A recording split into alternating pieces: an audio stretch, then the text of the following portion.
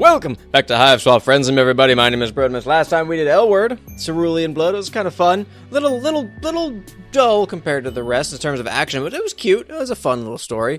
We're going to move on to Text and Envy Green. So, whoever these two are is what we're going to go with. Hot Fresh Heaps of Friendship, yada yada yada. Kuprum and Follicle. So we find out which is which. Apparently, someone told me that Kuprum was the one with the purple eyes. So I don't know if that's this fine gentleman here, and who the hell this is. I mean, I assume that's Follicle at this point. We're gonna find out. Wandering deeper into the city, you wash up on the shores of what looks like a rougher part of town. Comparatively, everything about Alternia is rough, but down here the streets get narrower, dingier. The buildings are run down. Get narrower, dingier. The buildings are run down. Streetlights flicker and the patrolling drones look less inclined to serve and protect and more likely to shoot you and claim it was self-defense.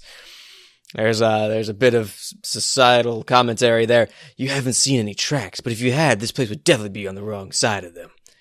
Again, emphatically, you don't know what you're talking about.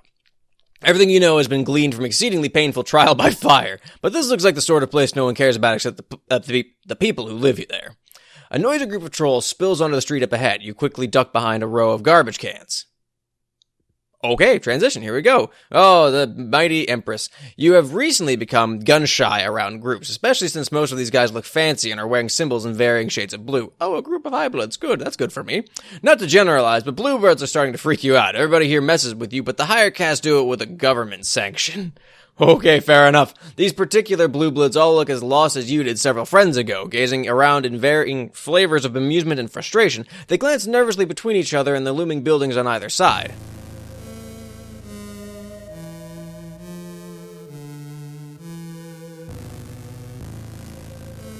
I was not prepared to get creepy. Oh boy.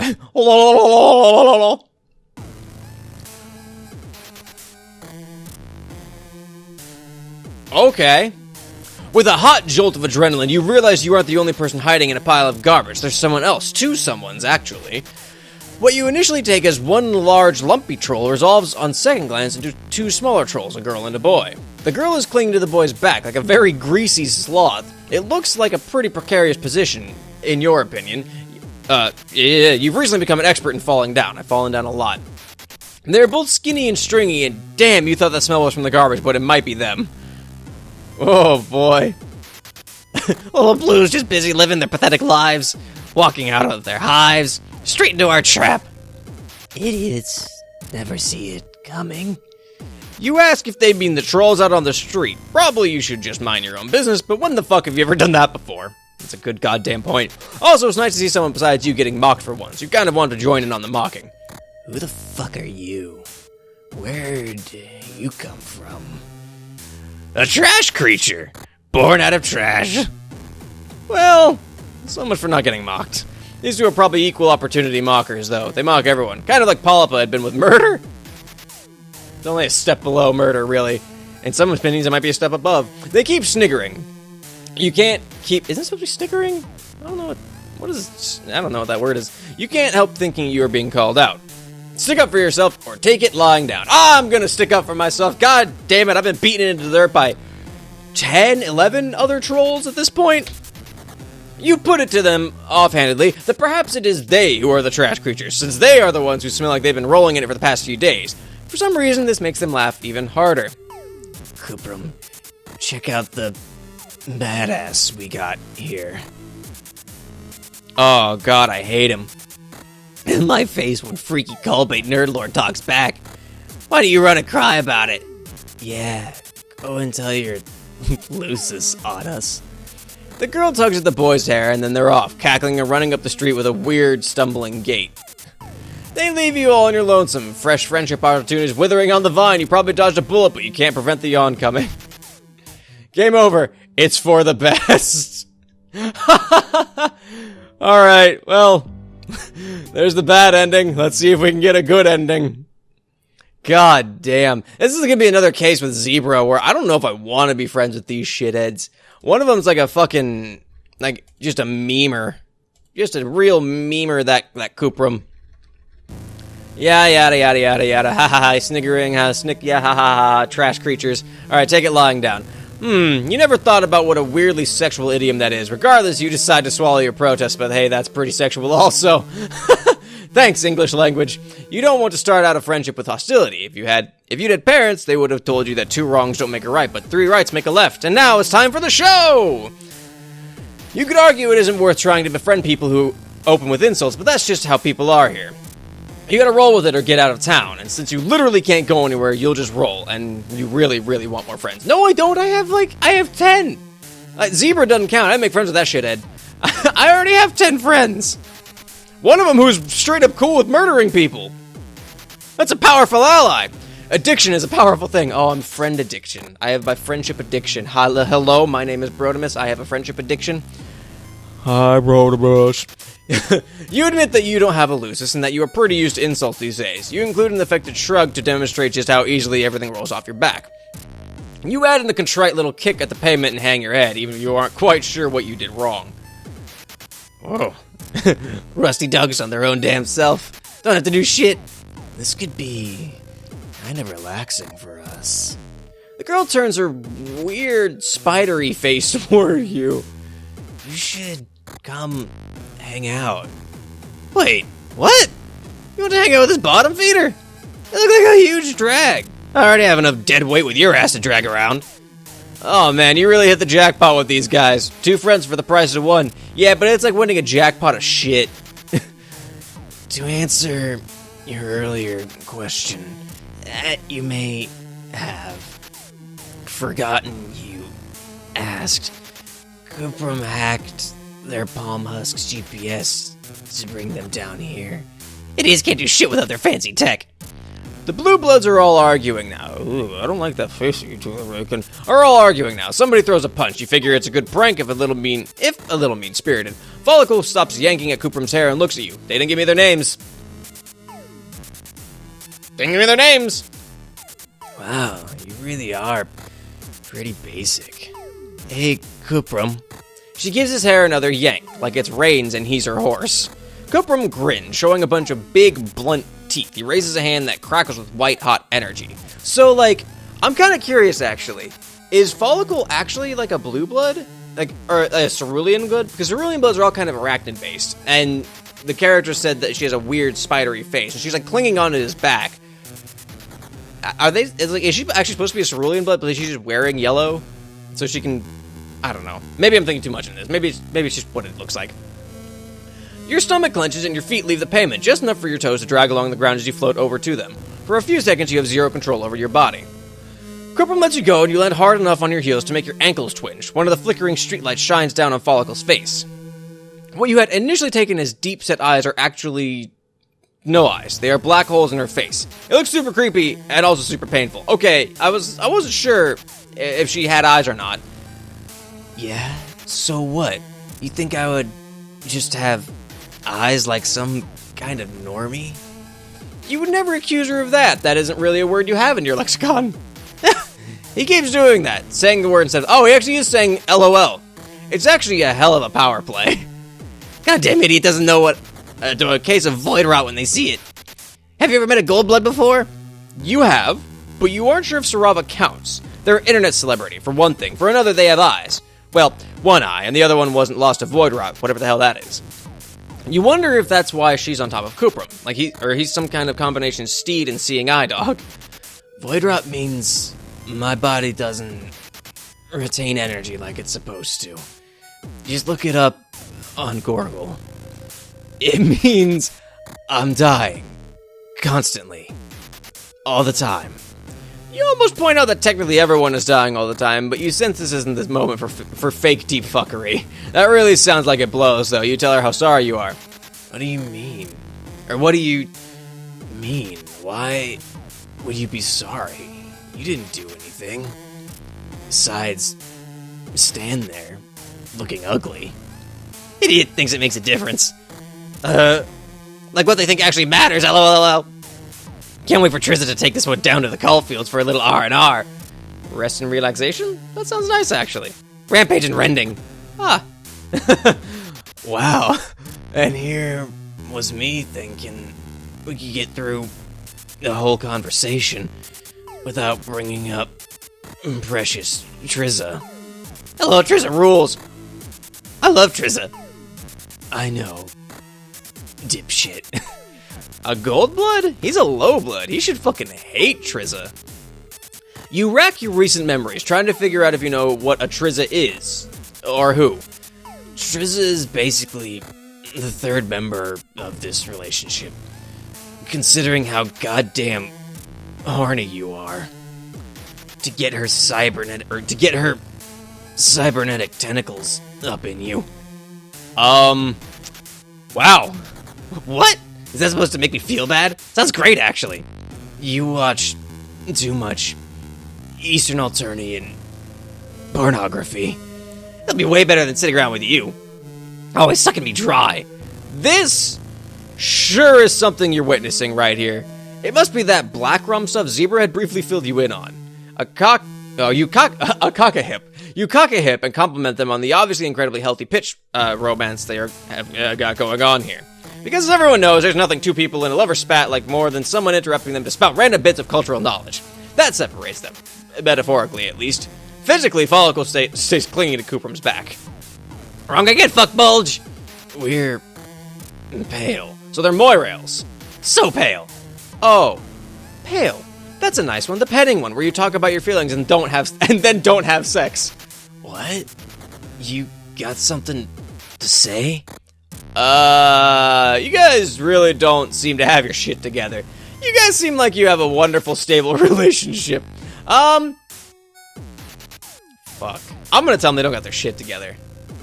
You mentioned just offhandedly, chill as hell, that maybe they might have a few things they need to work on. No pressure or anything. Just, this is the sort of stuff that help a friend does. Mention shortcomings and crappy relationship dynamics. Having friends is great. The light glitters on Kuprum's goggles, even as it is sucked into the black hole of follicles, not eyes. You calling me out? Coming into my hive and spouting this shit? You point out that this is a trash heap, though you don't want to judge. He might have a trash hive. It's a figure of speech. Kind of like, go fuck yourself. Both of them look pissed, but Kuprum looks extra pissed. I know what this is. You're out to steal my girl. You really think you can give Fol what she needs? What she craves? He's making it sound like a fetish rather than a medical condition. Maybe it's both.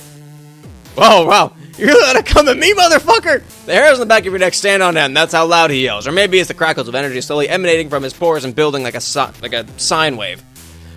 At first, you think it's just you finally cracking under all the pressure, but it's really happening. The glow of white-hot electricity rolls up his arms and shoulders and into Follicle, where it travels over the length of her body and centers where her eyes should be.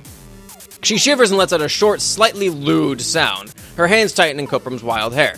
Man, you really shouldn't be watching this. You are blushing something fierce. But, okay, you think you know what's going on. A kind of, symbiosis. His energy overflows when he gets upset, and Follicle sucks up that energy to treat her void rot. He is her giant battery. You remember Sarova mentioning that powerful goldbloods have a tendency to get harvested for their energy. Maybe Kuprum is one of those powerful psychics. He wishes Trizza's gonna chew him up and spit him out. Then I'm really gonna have to find another sucker to leech off. Follicle is looking at you, considering. Well, you aren't actually sure if she can see you. Definitely not with her eyes, and she doesn't have those. Maybe she's like a cricket. Don't they hear with their legs or some horse shit like that? What? This guy? Please. Sure. Why not? I'm getting sick of your shit anyway. Oh god, are they breaking up right in front of you? Ah! Follicle crawls down off Kuprum's back and starts across the filthy alley floor toward you, scuttly and bug-like. And now instead of yelling, Kuprum is sniggering. Actual laughter, not LOLs. That's a good sign, right? It's great when friends can laugh together, especially when shit gets awkward. You think you can power me the way I need?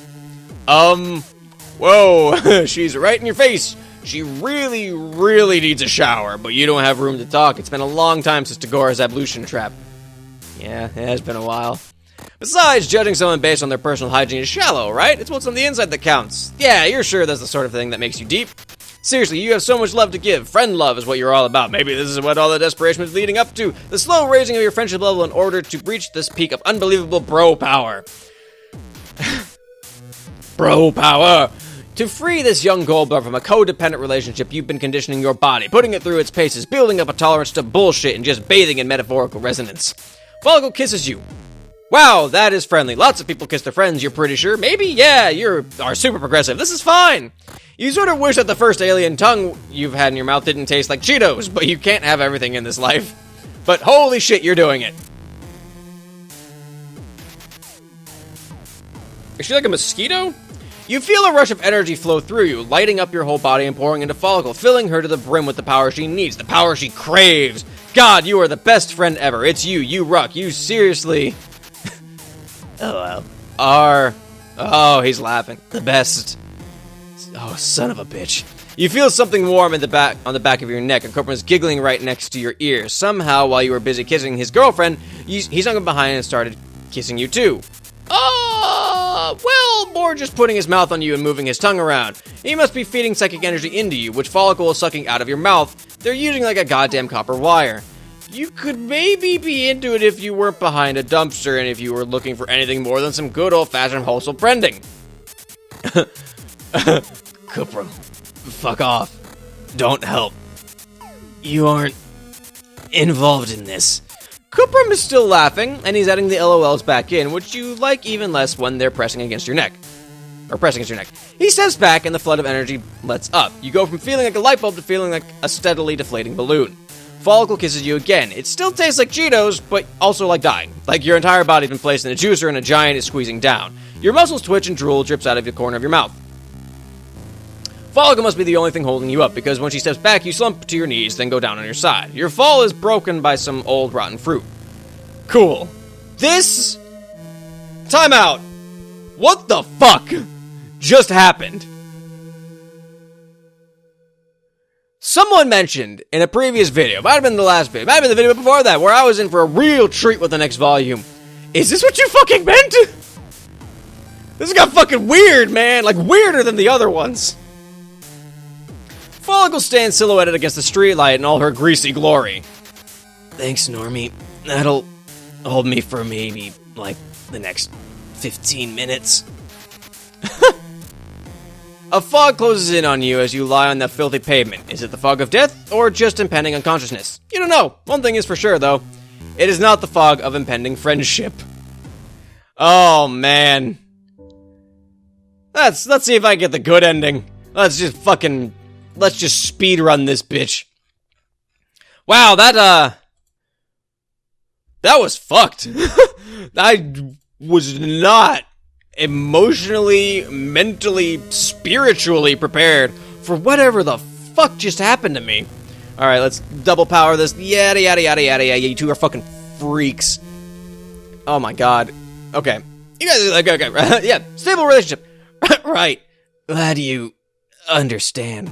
You don't feel great about this. It's not cool to tell lies, especially not to your new friends, but it's also not cool to neg your rad new friends' relationship, especially when you don't know how the fuck any of this stuff works. Yeah, but they're Moirails. They should be supporting each other. Shoosh-papping. Honestly, you should probably come up with some sort of mnemonic for just how little you know about anything at all. You don't know what that means. Yeah, you'll workshop it.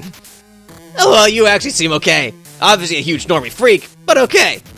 You wonder what kind of people Kuprum has been hanging out with if he thinks you look normal. At this point, you're... what, dressed in a bathrobe, sunburned, slathered in sparkly lotion, and probably a bunch of other stuff you can't remember right now. His friends must look really wild. He doesn't have any friends, calling it right now. You know, his only friend is fucking Follicle. You hope whoever those friends are will be your friends too. You aren't picky about looks. The group of blue bloods out on the street, maybe they could use some friends too? You're getting the vapors, you're getting the vapors at just the thought of all these potential connections.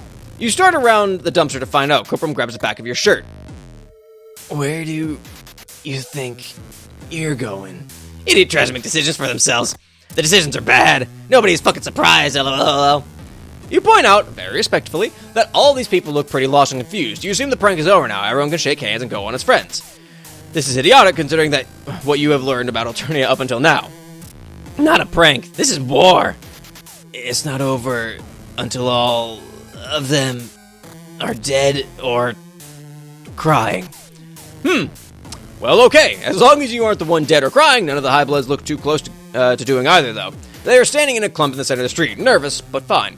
This is just a minor inconvenience, like a flat tire or a spilled cup of coffee. They have been lured into the slums by some greasy nerds, but Follicle and Kuprum don't seem to plan on doing anything besides watching and giggling. One of the bluebloods, a smallish girl with a cerulean symbol on her hair clips, is standing a little apart from the group, furiously texting.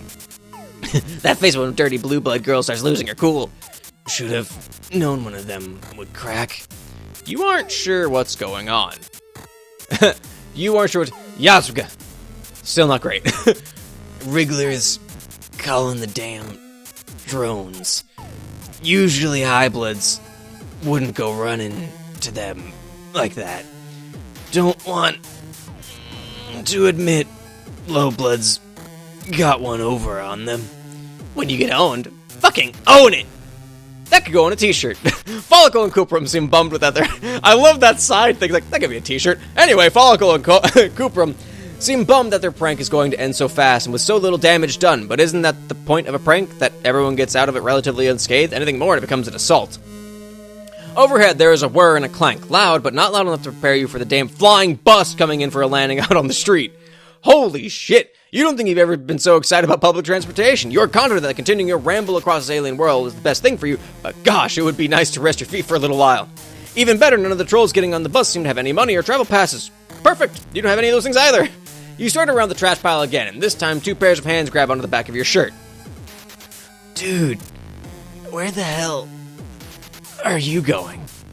You quickly explain that you want to catch the bus before it takes off again. You have no idea how long it will take before another one arrives. Follicle and Kuprum look at you like you're crazy. Well, Kuprum looks at you and Follicle looks kind of off over your shoulder. Can you call it looking if someone doesn't have eyes? That's offensive. That's just inconsiderate. Listen, I know we make jokes about the intelligence of everybody around us. It's just our thing. But you are actually mentally handicapped. You can't just get on a chartered scuttle buggy. That's for cerulean and up. Maybe teal, if they got a death wish. Oh, this damn hemospectrum thing again. You really need someone to sit you down and explain exactly how all this works, preferably without calling you an idiot the whole time. Or hitting on you. It just seems so arbitrary. At least the oppressive power structure from your planet makes sense. Well, no, they don't actually, but you're used to them, which makes them much better and more acceptable. You hang back as all the bluebloods get on the bus. It occurs to you that even though it was their prank that lured the bluebloods down here, Follicle and Kuprum had to watch it all unfold from behind a dumpster. They don't dare do anything head on. Not that you support just randomly attacking people in the street, but it is kind of fucked up that only a certain kind of violence is acceptable, aimed in a very specific direction. Downward. Judging from how easily Kuprum picked you up with his brain, he could hold his own in a fight no problem. The bus takes off, blasting a backdraft that rattles the empty cans and crumpled bits of garbage in the gutter. Stillness descends on the alley. Wow, that was anticlimactic. Kuprum said they were calling the drones, but a bus came instead. Maybe calling the drones can mean a whole bunch of things, like calling 911 can be to report a robbery, assault, or someone's leg falling off. One of these things is not like the other. Or that's what you think until you hear the distant but quickly closing pound of giant footsteps. Fuck! Time to go! Follicle wraps her arms more securely around Kuprum and he takes off. Like, literally takes off. At first you think he's wearing those shoes with the little wheels on the bottom, the kind kids wear to crash into walls at the mall. But no, he's hovering a half inch off the ground. You have to run to keep up with him and your steps are distressingly loud on the pavement. A familiar weightlessness shoots through your limbs, settling in your guts. Energy crackles around you, picking you up off the ground and pulling you along behind them. He has enough power to float both of you at once, all the while carrying his girlfriend on his back. You don't know much about psychics, Udic map, but that is pretty damn impressive. The three of you round a corner and you forget all about being impressed because you are too busy freaking the fuck out. You were so busy worrying about the drone coming from behind you that you did not consider the possibility of one closing in from the front.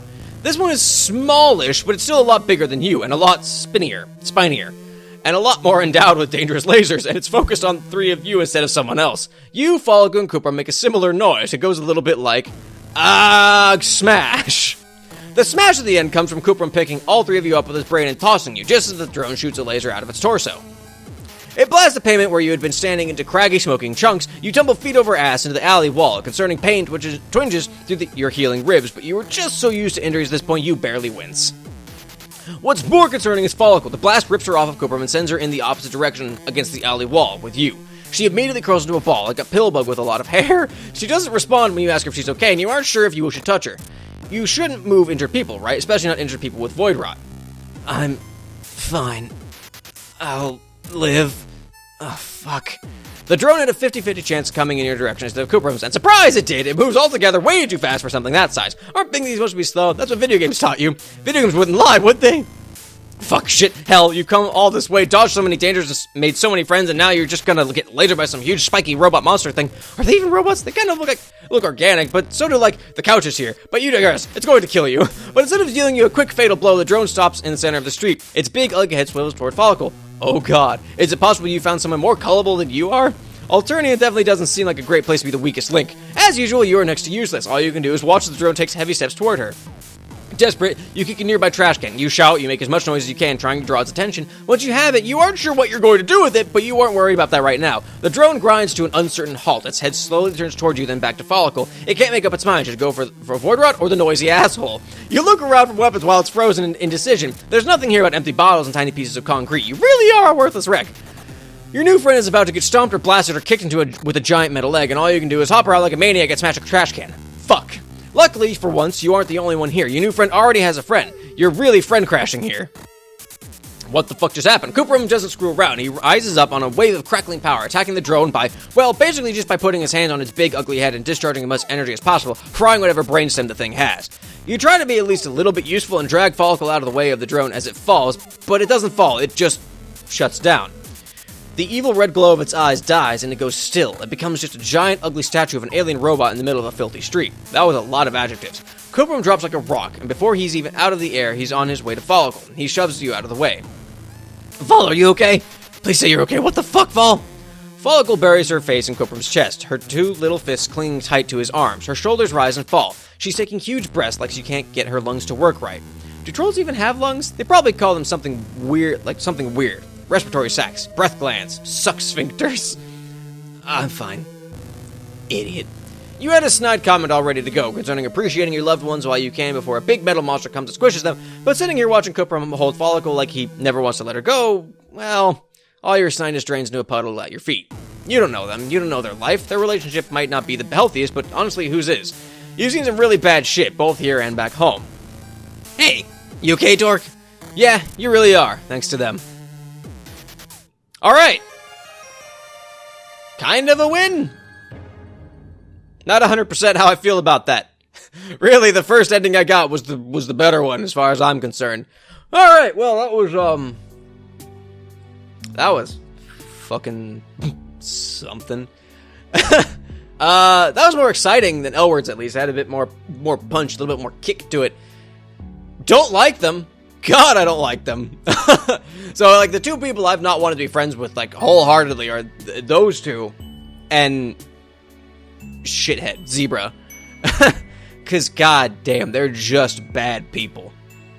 I mean, like, they're bad in different ways. They're fucking, like, they're the toxicity of the internet for the most part. And Zebra was just a shithead.